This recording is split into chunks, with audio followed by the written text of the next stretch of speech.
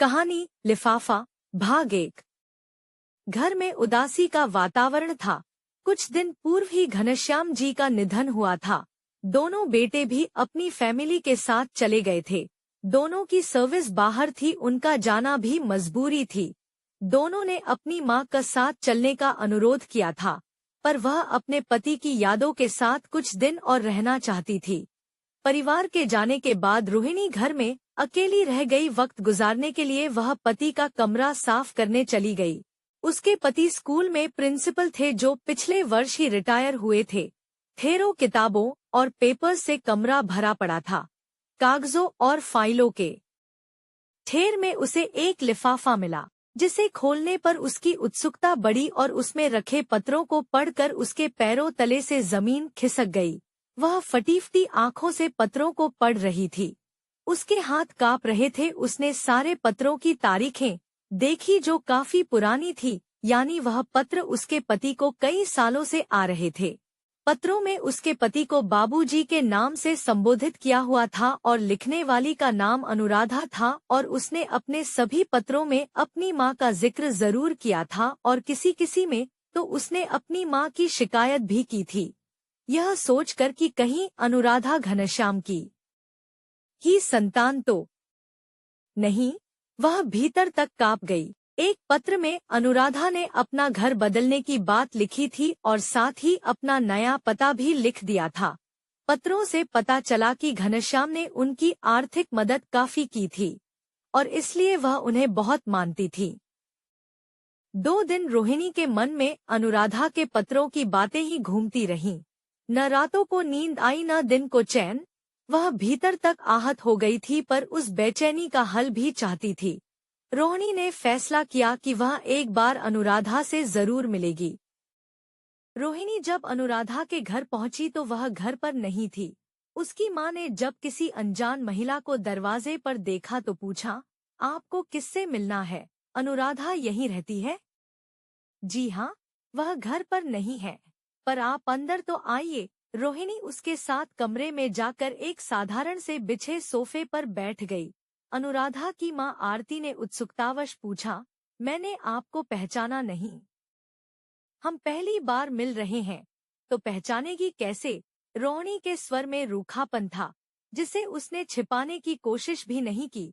आरती को कुछ आश्चर्य भी हुआ कि एक अनजान महिला उससे इस तरह क्यों पेश आ रही है। वह कुछ डरी सी धीमे से बोली, क्या अनुराधा से आपको कोई शिकायत है? क्योंकि रोहिणी ने आते ही अनुराधा से मिलने की बात कही थी, तो आरती ने सोचा कि शायद अनुराधा की तरफ से उन्हें कोई शिकायत हो।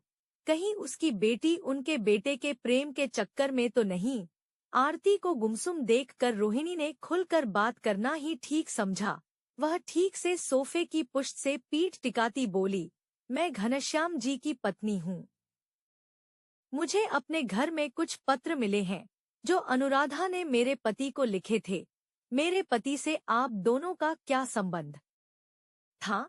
रोहिणी की बात सुनकर आरती ने चैन की सांस ली। वह आश्वस्त होकर बोली, मेरे पास आपके लिए कुछ है, आपकी एक अमानत जो वर्षों से मेरे पास है, मैं आपको देना चाहूंगी। रोहिणी के कुछ पूछने से पहले ही आरती दूसरे कमरे में चली गई। रोहिणी अकेली ही असमंजस की स्थिति में बैठी रह गई। उसकी उत्सुकता बेचैनी में बदलती जा रही थी। भीतर के कमरे से हल्की सी आवाजें आ रही थी, अलमारी खोलने और बंद करने की। थोड़ी देर बाद आरती एक मोटा सा लिफाफा हाथ में लेकर आई और रोहिणी की ओर बढ़ाकर बोली, इसमें आपके एक नहीं बल्कि कई सवालों के जवाब हैं, जो आपके पति ने ही दिए हैं। क्या है यह? आपके पति ने आपको देने के लिए कहा था। 8-10 साल से तो मैं ही इसकी हिफाजत कर रही हूँ। यह इसी तरह बंद था और मैंने इसे कभी खोलने की कोशिश भी नहीं की। रोहिणी लिफाफा लेकर थकी सी जाने के लिए उठ गई। आरती फिर बोली, उनके आकस्मिक निधन से हमें बहुत दुख हुआ। वह हमारे लिए क्या थे, इसे शब्दों में बयान करना बहुत मुश्किल है। इतना कहते ही आरती भावुक होकर रो पड़ी। रोहिणी आरती को घूरती हुई दरवाजे की ओर बढ़ी तो आरती ने कहा, थोड़ी देर और बैठिए, मैं चाय बनाती हूँ। अनुराधा भी आती ही होगी, उससे भी मिल लीजिएगा। फिर कभी, कहकर रोहिणी घर से बाहर चली गई। उसने मन में कहा, मुझे तुम लोगों से मिलने में कोई दिलचस्पी नहीं है। मैं तो अपने पति का वह रूप देखना चाहती हूँ जो उनके जीते जी नहीं देख पाई। क्या हो सकता है उस लिफाफे में? कहीं वह लिफाफा उसकी जिंदगी ही न बदल दे। पति के प्रति प्यार सम्मान की भावना कहीं नफरत में न बदल जाए और उस नफरत के साथ वह जी भी न पाएगी। आखिर ऐसा भी क्या था उस औरत में जिसके लिए उन्होंने मुझसे बेवफाई की? वर्षों एक औरत के साथ रिश्ता रखकर वह झूठ की राह पर चलते हुए कितनी सफाई से एक आदर्श पति, एक आदर्श पिता का फर्ज निभाते रहे। इतनी आमदनी तो थी नहीं हमारी कि 2 घरों का खर्च उठाया जा सके और फिर सारा वेतन वह घर पर ही लाते थे। क्या देते होंगे उस औरत को? दिल में तरह तरह के ख्याल उठ रहे थे, जिनके बीच उसका दिल बैठा जा रहा था। कभी सोचती मैं वह लिफाफा खोलती ही नहीं और भूल जाती हूँ कि मैं किसी अनुराधा की माँ से मिली थी या किसी अनुराधा के पत्र पढ़े थे। पर क्या ऐसा संभव हो सकता है? जिंदगी के सामने एक बहुत बड़ी और कड़वी सच्चाई खड़ी है जिससे वह चाहकर भी मुंह नहीं मोड़ सकती। 3 दिन और रात वह मछली की तरह छटपटाती रही पर लिफाफा खोलने की हिम्मत नहीं जुटा पाई। कभी पति को शिकायत करती कि जिंदगी की हर छोटी बड़ी मुसीबत में साथ दिया और बदले में दे गए एक सौतन और उसकी बेटी। वह अपने भीतर का गुब्बार रोक नहीं पाई और फूट फूट कर रो पड़ी। रोने से दिल का गुब्बार हल्का तो हुआ ही, साथ ही वह लिफाफा खोलने की हिम्मत कर पाई। कांपते हाथों और भरे दिल से उसने पति का लिफाफा खोला। दिल ने फिर कहा, मेरे लिए कौन सी सौगात छोड़ गए हैं जिससे मेरी जिंदगी खुशहाल हो जाएगी। उसकी आंखों में आंसू भर आए। लिफाफे में रोहिणी के नाम उसके पति का पत्र था, जिसे डबडबाई आंखों से उसने मन ही मन पढ़ना शुरू किया। लिखा था, प्रिय रोहिणी, जब तुम पत्र पढ़ोगी मैं इस दुनिया में नहीं होऊंगा, क्योंकि इस पत्र के साथ मेरी यही शर्त थी। हो सकता है तुम मेरे बारे में काफी उल्टा सीधा सोचो, और क्यों नहीं, तुम्हें ऐसा सोचने का पूरा हक है। तुमने आजीवन मुझ पर विश्वास किया, पर एक सच मैं न चाहते हुए भी तुमसे छिपाता रहा, उसका मैं दोषी हूँ। तुम जैसी पत्नी किस्मत से मिलती है जो भीतर और बाहर दोनों ओर से सुंदरता की मिसाल है, जिसने मेरे जीवन के मुश्किल से मुश्किल क्षणों में मेरी हिम्मत बनकर पूरा साथ दिया। तभी मैं अपनी गृहस्थी की नैया को पार लगा पाया। आज मैं जो भी हूँ उसमें तुम्हारे सहयोग के बिना अधूरा रहता, पर आज उस सच को उजागर करना चाहता हूँ जो मैं जीते जी नहीं कर पाया, और वह सच है। आरती। रोहिणी की आंखों में आंसू भरे थे। वह पत्र के अक्षरों को धुंधली नजरों से घूरती हुई अपने आंसू पोंछकर आगे पढ़ने लगी, क्योंकि पत्र में आगे उसके जीवन की गुत्थी सुलझती है या उलझती है। तुम्हें शायद याद होगा कि जब हमारा बेटा हाई स्कूल में था तो मैं पिताजी के निधन के बाद अपना मकान बेचने इलाहाबाद गया था। वापसी में मेरी ट्रेन 4 घंटे लेट थी। रात 2 बजे आने वाली थी। मैं प्लेटफॉर्म पर ही बेंच पर बैठा ट्रेन का इंतजार कर रहा था। प्लेटफॉर्म पर काफी कम लोग नजर आ रहे थे। तभी एक ट्रेन आती नजर आई और तभी एक युवती तेजी से प्लेटफॉर्म से उतरकर रेल की पटरियों के बीच लेट गई। मैं हैरान हो गया और तेजी से उसकी ओर भागा। मैंने उसका हाथ पकड़कर खींचा। किस्मत से ट्रेन काफी पीछे ही रुक गई थी। वह रोती हुई खुद को छुड़ाने की कोशिश कर रही थी। 5-6 लोग भी इकट्ठा हो गए थे।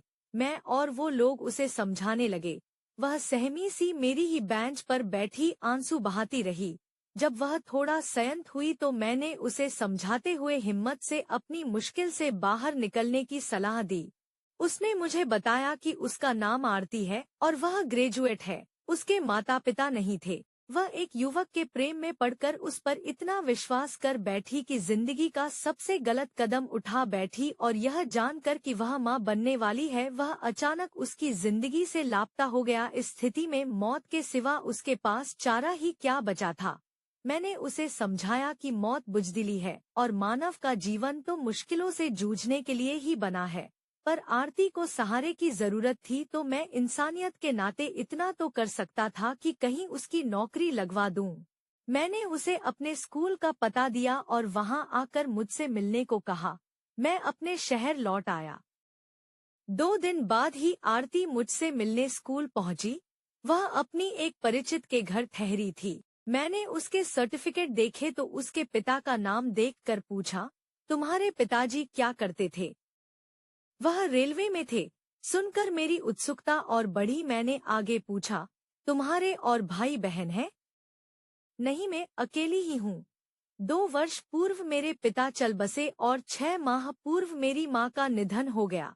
सब कुछ जानकर मुझे समझते देर न लगी कि मेरे सामने मेरे पिता की भूल आरती के रूप में खड़ी थी। रोहिणी को लगा उसके दिलो दिमाग से भारी बोझ अचानक हट गया।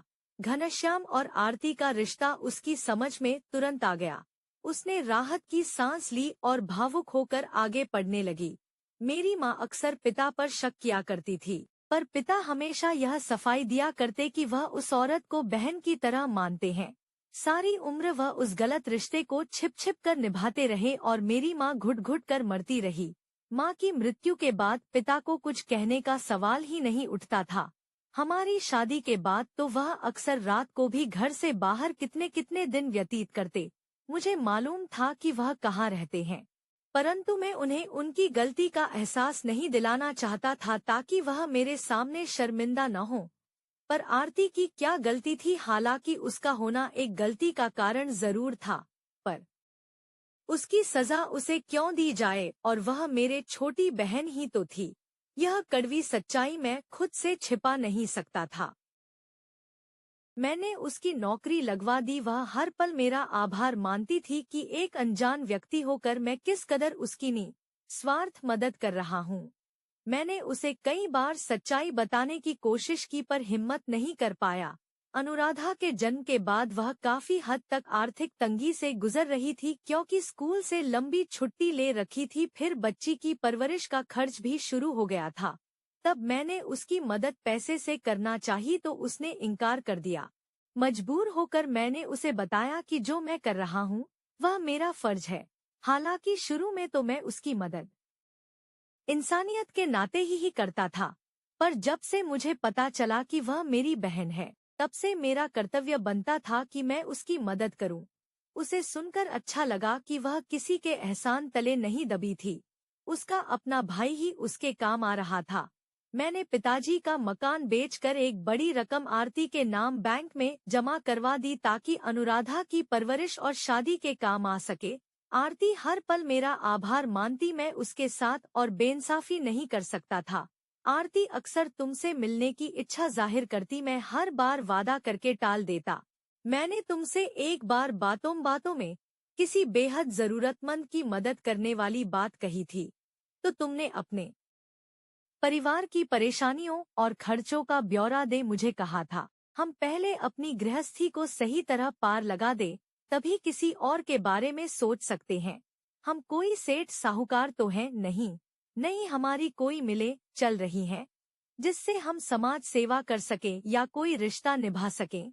फिर मैं एक बात से डरता था कि मेरे पिता आरती की माँ से गलत रिश्ता रखकर भी उसे बहन का नाम देते रहे और मैं सही रिश्ता बताता तो तुम यकीन करती या नहीं।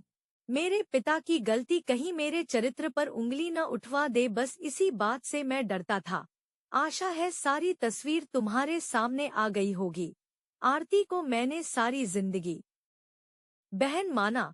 मेरी हमेशा इच्छा होती थी कि मेरी कोई छोटी बहन हो जिसकी कमी आरती ने पूरी की। मेरे पिता से उसे वह प्यार और सम्मान नहीं मिला जिसकी वह हकदार थी। मैंने कोशिश की कि मैं उसे वह सब दूं और आशा करता हूँ कि तुम यह रिश्ता निभाओगी।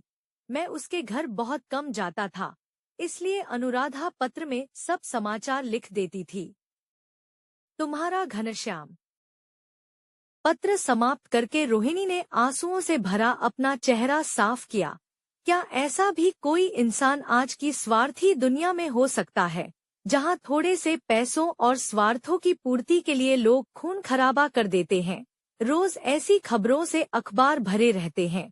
पति के प्रति 2 दिन पूर्व उभरा रोष रंज मात्र भी नहीं रहा। वह स्वयं को बड़ा हल्का महसूस कर रही थी। उसे पति पर गर्व हो रहा था। रोहिणी को दरवाजे पर देखकर आरती ने हाथ जोड़कर नमस्कार कर भीतर आने को कहा। रोहिणी भीतर जाकर सोफे पर बैठती बोली, बेवक्त तो नहीं आ गई? कैसी बातें करती हैं आप। आरती अपनापन दिखलाते हुए हल्के रोष से बोली, जो रोहिणी को अच्छा लगा। वह भी अपनेपन से बोली, यह आप क्या लगा रखा है, भाभी हूँ तुम्हारी, तुम्हारे मुँह से यही अच्छा लगेगा। आरती ने चौंक कर रोहिणी को देखा, उसकी आंखों में आंसू छलक आए। रोहिणी ने मुस्कुराकर खड़ी होकर बाहें फैला दी। दोनों आत्मविभोर हो एक दूसरे की बाहों में समा गई। तभी दूसरे कमरे से अनुराधा निकल कर आई। एक प्यारी कमसिन सी लड़की को देखकर रोहिणी ने आरती को इशारे से पूछा, तो उसने मुस्कुराकर अनुराधा कहा, अनुराधा यह तुम्हारी मामी है, घनश्याम भाई जी की पत्नी मामी। अनुराधा भी रोहिणी की बाहों में समा गई। तीनों थोड़ी देर घनश्याम जी के जाने पर आंसू बहाती रहीं। तभी रोहिणी ने अधिकार से कहा, मैं तुम लोगों को लेने आई हूँ, क्योंकि मैं अकेली रहती हूँ और उम्मीद करती हूँ कि तुम दोनों मेरे साथ रहना पसंद करोगी। आरती और अनुराधा ने एक दूसरे को देखा। उनकी नजरों में सहमति देख रोहिणी ने आश्वस्त होकर राहत की सांस ली।